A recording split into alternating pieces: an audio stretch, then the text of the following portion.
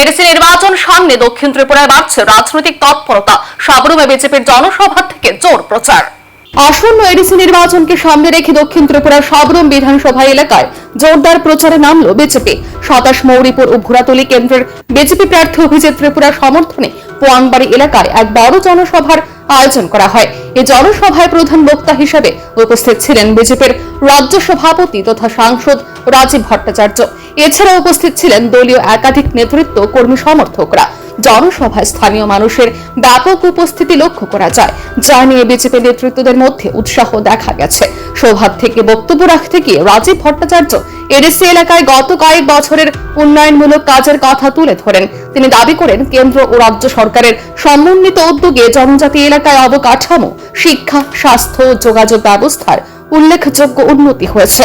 এই উন্নয়নের ধারাবাহিকতা বজায় রাখতে বিজেপি প্রার্থীদের জয়ী করার আহ্বান জানান তিনি। এদিন প্রার্থী অভিজিৎ ত্রিপুরাও ভোটারদের উদ্দেশ্যে বক্তব্য রাখেন। তিনি স্থানীয় সমস্যার সমাধান, যুবকদের কর্মসংস্থান এবং জনজাতি এলাকার সার্বিক উন্নয়নের প্রতিশ্রুতি দেন। পাশাপাশি তিনি বলেন, জনগণের প্রত্যাশা পূরণে তিনি সব সময় তাদের পাশে থাকবেন।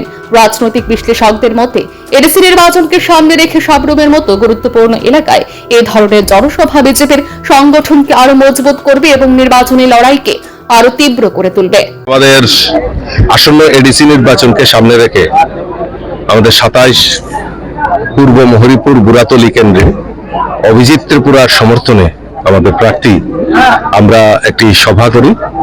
আর এই সভাতে পোয়াংবাড়িতে আমাদের বাজার সংলগ্ন একটি মাঠে আমরা সভা করি। আর সেখানে প্রায় 29 পরিবারের 141 ভোটার আজকে ভারতীয় জনতা পার্টিতে যোগদান করেছেন। আমি তাদেরকে স্বাগত জানাই। তার মধ্যে বিশেষ করে একজন সিপিএম এর দীর্ঘদিনের চেয়ারম্যান, উনিও আমাদের সঙ্গে যোগদান করেছেন।